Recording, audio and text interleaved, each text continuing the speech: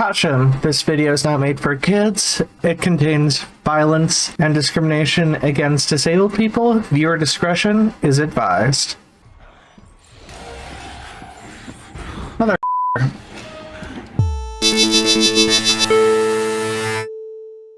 So this is my journey into how the video game Outlast ended up accidentally making me a better person, making it easier for me to see all human beings for what they are, human. It sounds like a very basic concept that most people should have, but it doesn't seem to be, given that there are videos like this. And it's because we know mental distress. We've experienced mental illness ourselves or alongside family and friends, and we see fiction using these facets of our familiar world. Madness is not that way at all. Madness, most of us don't know from real life. Most of us know it from fiction, and it doesn't evoke sympathy or empathy. It scares us. And the word that might fit better for this concept here is humanity. Disconnection from humanity or deterioration of your own humanity. I talked about this a bit in the Gollum short that I did. The character becomes less human. Their human characteristics diminish, speech becomes limited, they start acting like animals, eating like animals, or they might become more corpse-like. And that's another way of expressing this: mindlessness, vacant affects, meaningless behavior, emptiness.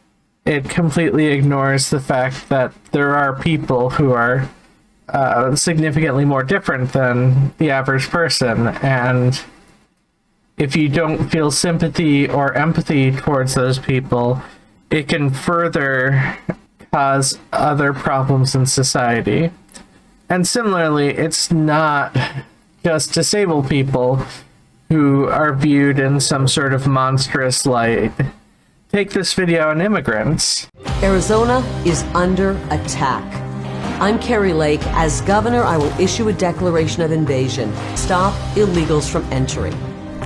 It makes me think of all the harm that can happen to disabled people, the disgust, and more importantly, the ways in which people can view certain people of not deserving sympathy, empathy, or kindness, but rather who are just unpleasant to know that they exist. And I believe this video by a former police officer sums it up even better. Linked below. Cops are fundamentally separate from members of the public. Members of the public might try to kill a cop at any time, and breaking the law should be as painful as possible to deter crime. If you're a regular, nice person who, let's say, is getting into law enforcement for all the right reasons, mentally, what must you do to hold these 3 lessons in your head and still feel like a nice person at the same time? And yeah, visiting all manner of hardships on a community of low-income immigrants feels pretty bad at first, so you have to harden yourself. They're just illegals, f*** them. They're just addicts, f*** them. They're just gangsters, f*** them. They have ceased to see some people, mainly black people, as humans worthy of dignity and respect. Now, there are a lot of factors that may have made it a little bit easier for me to end up breaking down that final barrier that was preventing me from viewing people, if they reach a certain level of strangeness, as human. I spoke with disabled people in high school who, more often than not, were in the segregated special education section of the school. More than that, I had a person I was friends with late into high school, maybe early afterwards. And that friend had a cousin. That cousin visited, hanged out, seemed like a good person. The last time I saw the cousin visited, it was after the schizophrenia had manifested in his personality. And there are a lot of ways you can take that now. And I just sort of rolled with it. That was my instinct. It wouldn't surprise me if my attitude was more one of pity at the time. But I think the strangest thing is how this game seemingly unintentionally broke the final barrier that was limiting. It's a game called Outlast. So Outlast is a video game which came out in 2013. Now, I likely didn't play it until 2015. Here's the thing. There were so many factors to how this happened. I guess we should begin with the beginning of the game. You are an investigative journalist, Miles Upshur. You got an anonymous tip that there were illegal operations in this psychiatric facility. So you're going to investigate. Now, in general, I had the thought process that the horrible abuses going on in the hospital were a large part of the reason for the investigation. And I could go through the way in which the game dehumanizes the patients of the hospital. They have some unknown mental illnesses, and oftentimes that leads the writer to do whatever they want. And yeah, Outlast has various types of horror. There are jump scares, horrible stuff that went on in this asylum.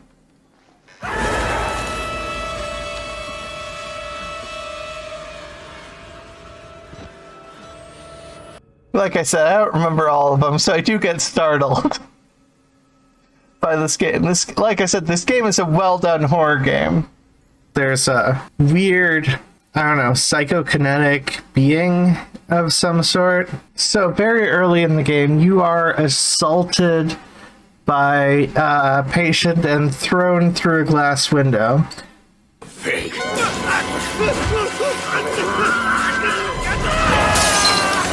Due to that factor, you know, a giant person throwing you through a window, the main character shifts their focus, and likely I shifted my focus too when I first played the game. The game started as investigation and became, gee Williker, I would like to get out of this deadly hospital where there are people who are trying to kill me.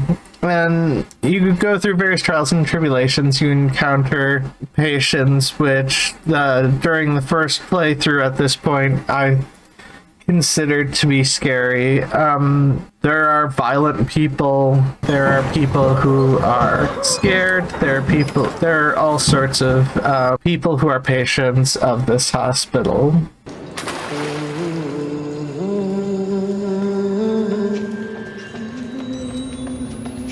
But due to the randomness, I believe is how they're trying to invoke the fear. Because you didn't know what they're going to do, because they're super different and creepy. Oh, also, of note, most of the patients are disfigured to some degree. And interestingly enough, there was a patient late game who considered himself sane enough to view the world as it is, and provides exposition, very rational exposition based off of the information that the patient had.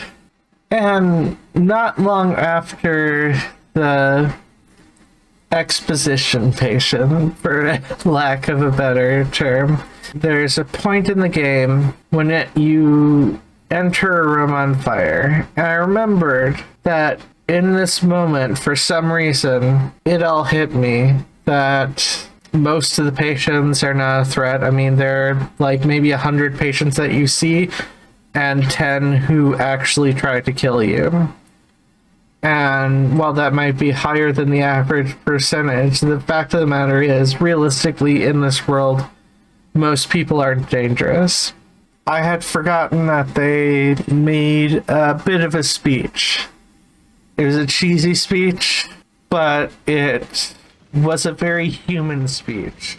I had to burn it. All of it. Murkoff took so much from us. Used us. Turned us into these things because nobody cares about a few forgotten lunatics. So let it burn. Burn the whole goddamn thing down. Get out. If you want to live, you can get out through the kitchen. And while there's still some premises of, you know, disfigurement making you less human, which is not a concept I agree with, it hit me unexpectedly hard when I played through the game again. Because, yeah, I did not remember that. He was also disfigured like all the other patients, so there wasn't a simple way to separate him. Looks have long been the primary basis of discrimination. I think that speech broke the final barrier that was inhibiting my ability to really view these patients as human beings who deserve love and respect just as much as any other human being. And yeah, I'm pretty sure the speech was meant to invoke pity, for you to feel sorry for the patients who were harmed by this asylum. But it wasn't pity. The fact of the matter is, I could relate. I could relate to the concept of wanting to burn down and get rid of everything that was left of the people who harmed me. It was just too human. And because of that, I went from viewing patients closer to how I viewed the monster, who are considered too crazy for society. Me. To this.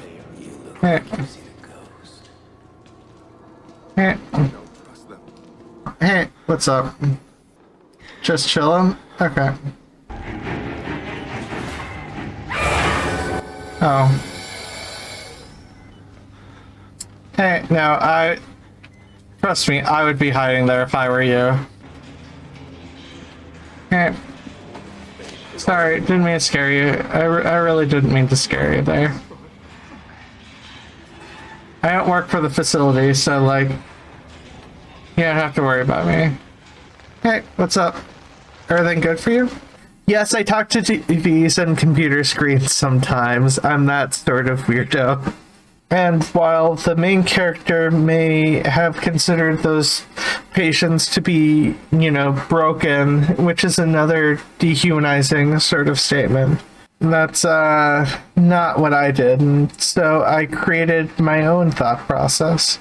After that point in the game, I had decided that Miles Upsher's goal, I went back to the original goal. These abuses need to be sent out to the world. I will survive. I will get this information out to the public. It changed the game, and all the fear of the patients just washed away. And more than anything else, I believe that other people can try out a similar experience to me. If you're curious, if you want to, go ahead and play Outlast. Have the goal, you're Miles Upshur, to get the information on the hospital's abuses. You're there to survive, you're there to escape, and you are there to get information.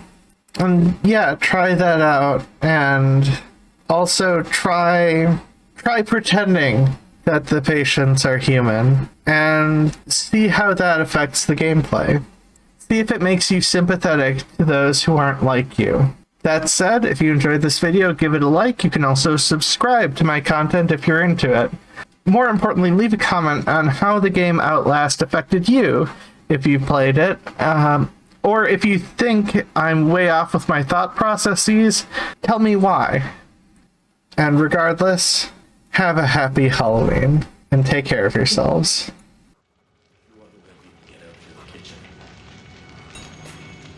That guy. That person and that.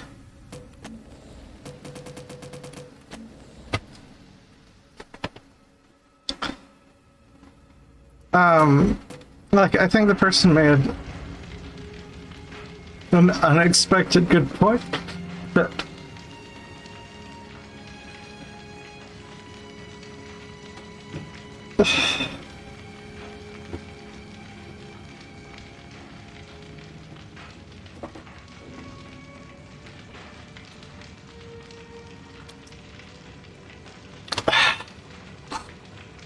But yeah, the most sympathetic thing ever. And the thing is, every patient is disfigured, so there's no way to distinguish them based on being disfigured. It's the fact of the matter is just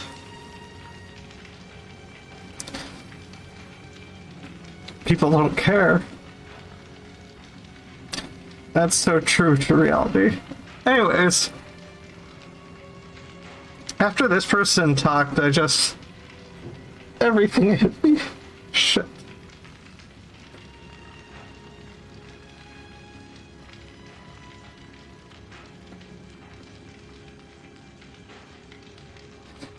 I'm not gonna have all of this, but seriously, fuck those guys. Or like that attitude.